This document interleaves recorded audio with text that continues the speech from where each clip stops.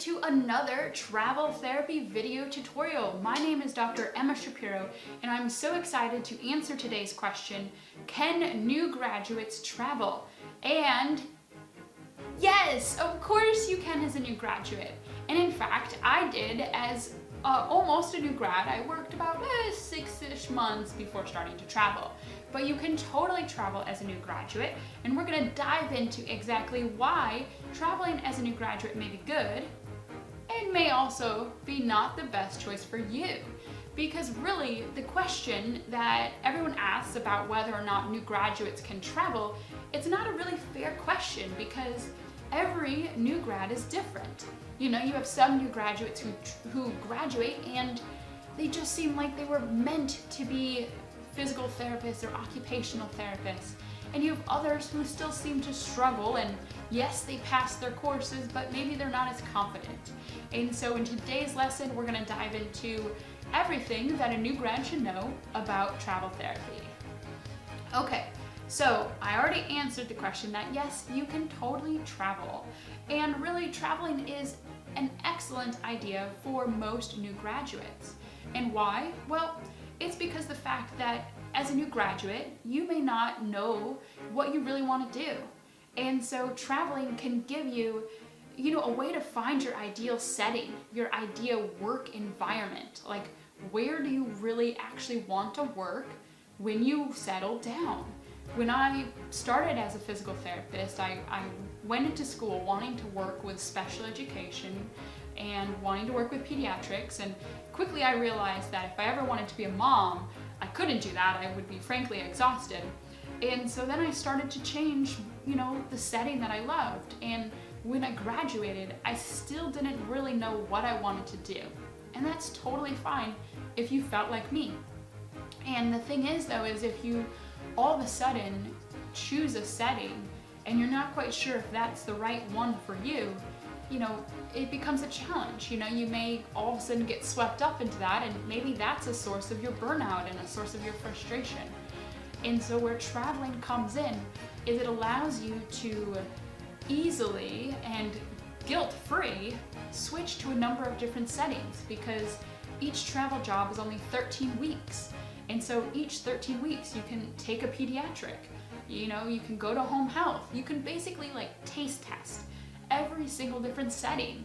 And it's great because it helps you know you, and it helps you understand, what setting you want to work in and the type of therapist you want to become.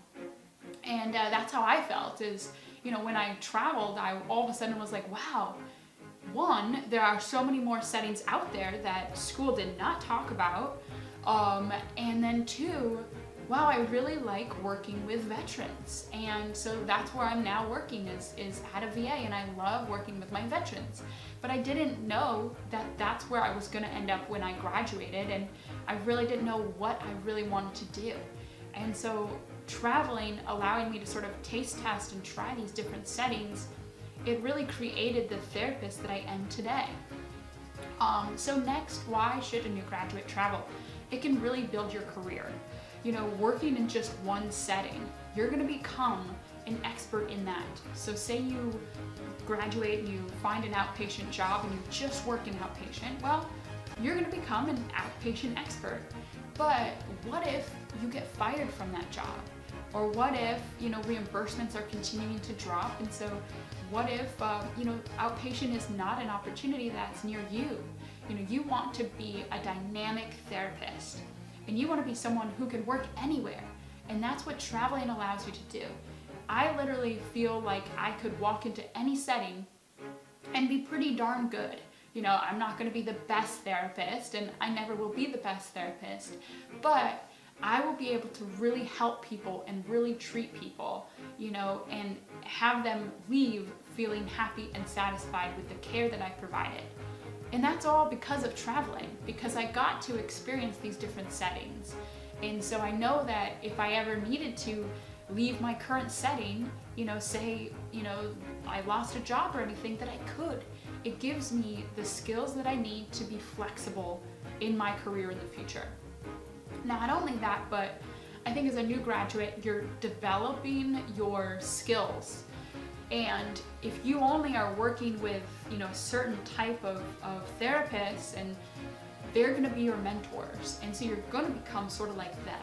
But they may or may not have good habits, and they may not or know the most, and so you really want to be the best therapist. And so the cool thing is when you travel, it's just like taste testing the settings, you can really experiment with the different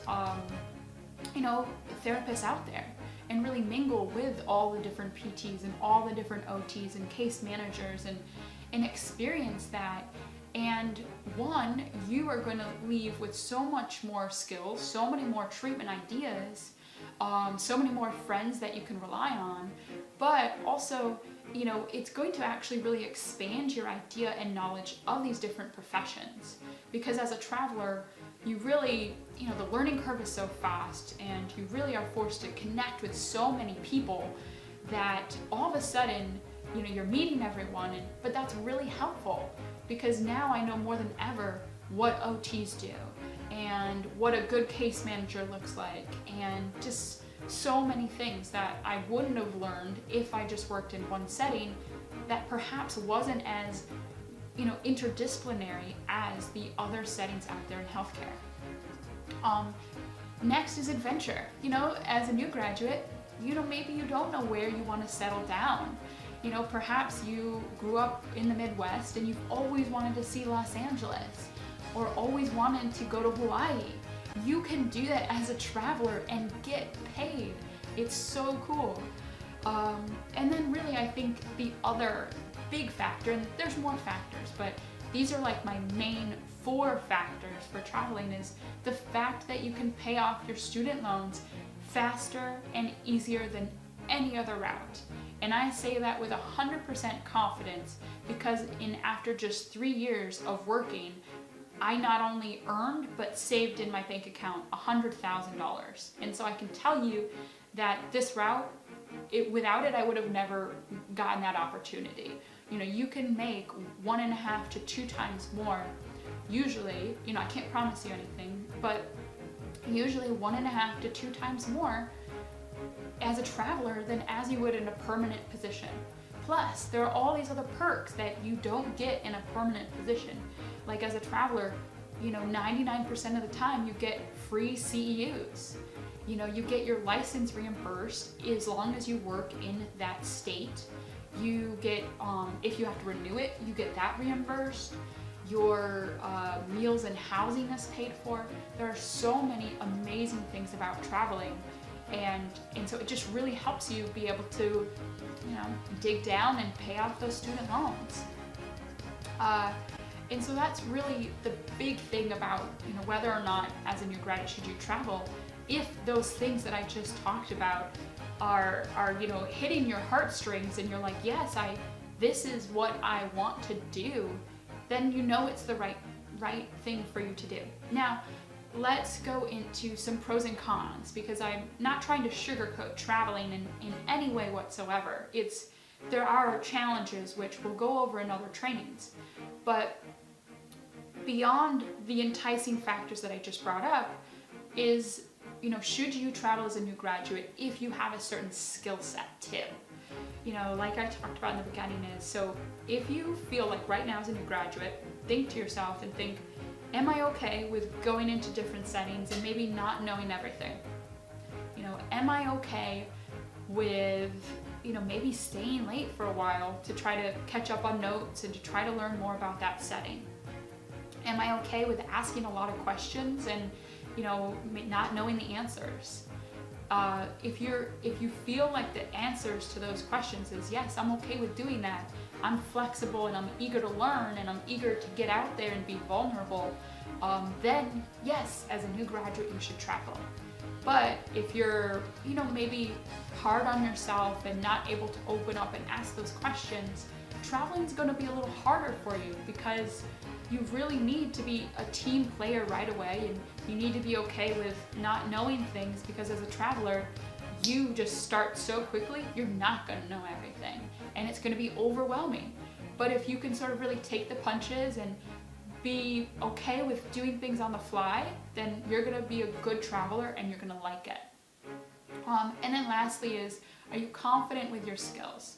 You know, if you really feel like you're drowning and you're really confused as to like how to do an evaluation and how to do a treatment session and things like that, basic clinical skills, then I don't think traveling is right for you, because I think you need more, more one-on-one mentorship.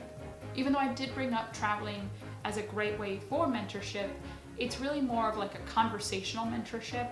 You're not going to get someone, I shouldn't say all the time, because there's amazing therapists out there that are so willing to help. But usually it's going to be more like at lunch, you're picking their brains, versus someone that can maybe get on a clinical table and show you a move and show you how to do different things.